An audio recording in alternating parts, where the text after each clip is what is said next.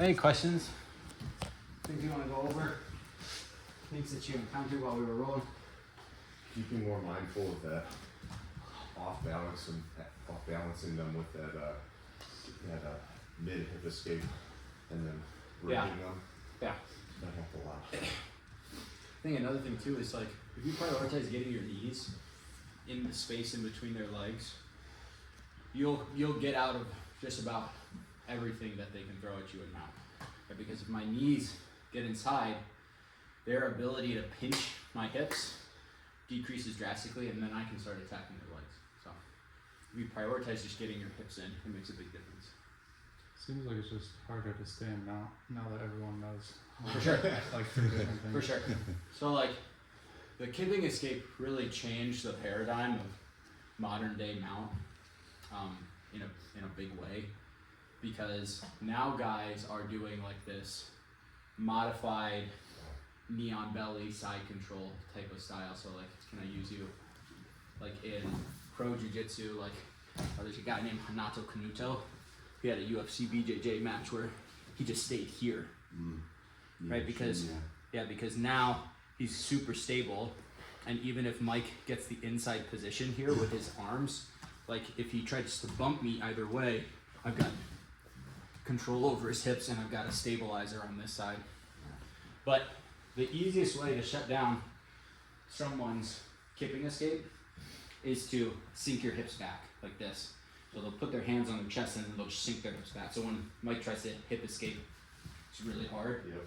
Or you'll see guys post on the shoulders and then lock and then drive their hips in. So when Mike tries to hip escape or kipping escape here, it's really hard because I'm driving into the top of his pelvis. What about before they do that? If they put their legs flat? So I remember I had tried to hip in and shoot my legs down to cross my feet, and when I did that, I met your thoughts. A flat leg. Yeah. There, what I do is I just start threatening their neck. Oh, okay.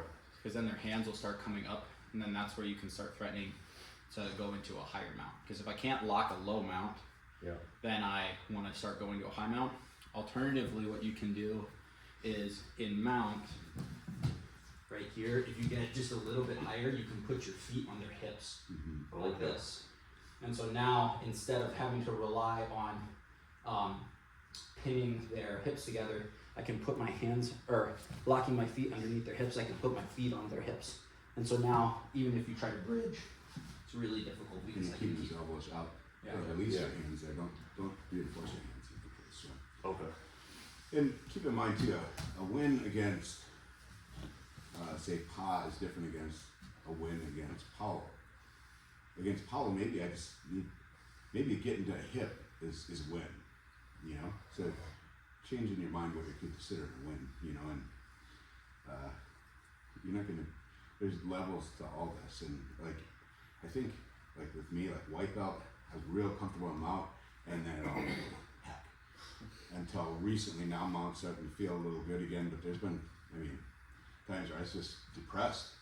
I couldn't hold mount, I couldn't get out of being mounted, you know, and assisted progression. Yeah. And weathering the storm, just stack days and doing the right thing. A month ago, I had multiple conversations with Brandon and be like, God, I suck. I suck so hard. I can't do anything. Like, I just get absolutely smashed. Like, Kevin's smashing me. Max smashing me. I can't do anything. And then you get like one good day and you're like, I'm back in it, baby. We're back.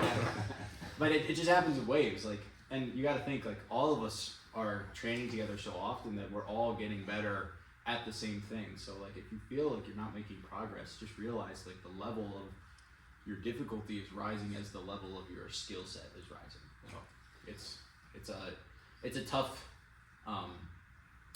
tough litmus test in here because we train with each other so often. It's hard, and a lot of us don't train in other classes, so it's not like we can go to another class and be like, hey, like, I've never trained with you before, let me try all this stuff out on you. So what was I gonna say? Great job with your leg locks today. Remember, continue to really try to threaten them. One of the things that you can think about doing is you can, if you're strong enough against your opponent, you can force that half butterfly into single leg X entry. So when Mike is in half guard, or when I have Mike in half guard, a lot of times guys won't put pressure forward, and so one of the ways that you can